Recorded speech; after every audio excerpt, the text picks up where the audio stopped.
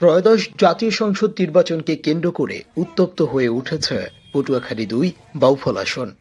একটি সংঘর্ষকে কেন্দ্র করে বিএনপি ও জামায়াতে ইসলামীর কর্মী সমর্থকদের মধ্যে একাধিক হামলা, পাল্টা অভিযোগ ও মামলার ঘটনা ঘটেছে।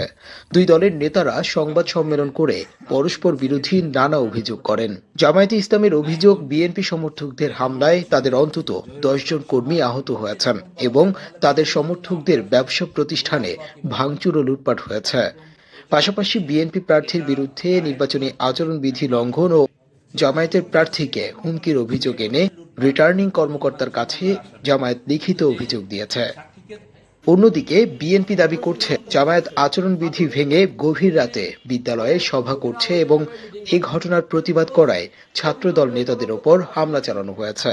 পরে জামায়াতের লোকজন একাধিক হামলা চালিয়ে বিএনপির অন্তত ১০ জন নেতাকর্মীকে আহত করেছেন। এসব ঘটনায় পুলিশ পক্ষপাতমূলক ভূমিকা রাখছে বলেও অভিযোগ তাদের। এদিকে গতকাল রাতে চন্দ্রদ্বীপ ইউনিয়ন বিএনপির কার্যালয়ে অগ্নিসংযোগ করেছে দুর্বৃত্তরা। বিএনপির দাবি, এ ঘটনায় জামায়াতের নেতারা জড়িত আছেন।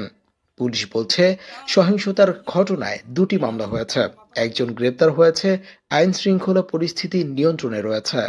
আর সহকারী রিটার্নিং কর্মকর্তা জানিয়েছেন, নির্বাচন হবে শতভাগ সুষ্ঠু ও নিরপেক্ষ।